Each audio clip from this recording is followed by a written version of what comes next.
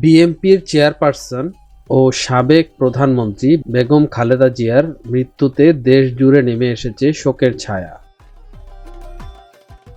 রাজনীতি থেকে শুরু করে সমাজের সর্বস্তরের মানুষের মতো শোবিজ অঙ্গনের তারকারাও সামাজিক যোগাযোগ মাধ্যমে শোক শ্রদ্ধা জানাচ্ছেন।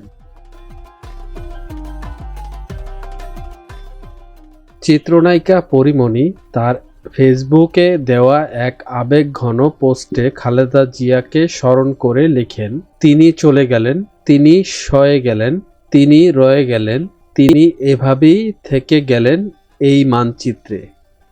খালেদা জিয়া, আপনি জিতে গেলেন আসলেই। খালেদা জিয়া দীর্ঘদিন ধরে বার্ধক্যজনিত বিভিন্ন জটিলতার সহ নানা রোগে ভুগছিলেন।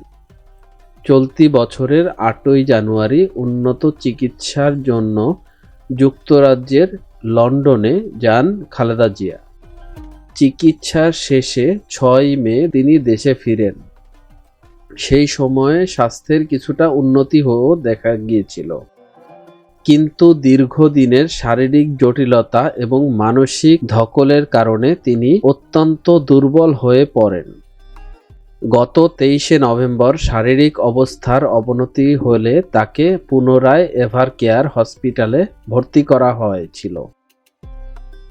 সেখানেই ১ মাসের বেশি সময় চিকিৎসাধীন থাকার পর আজ ভোরে তিনি চিকিৎসায় সাড়া দেওয়া বন্ধ করে দেন এবং চিরবিদায় নেন। বাংলাদেশের রাজনীতিতে দীর্ঘ কয়েক দশক ধরেই নেতৃত্ব দেওয়া খালেদা জিয়া দেশনেত্রী হিসেবে জনগণের কাছে সমাদৃত ছিল। সংসদীয় গণতন্ত্র পুনঃপ্রতিষ্ঠা এবং স্বৈরাচার বিরোধী আন্দোলনে তার অটল ভূমিকার কারণে তাকে আপসহীন উপাধিতে ভূষিত করা হয়।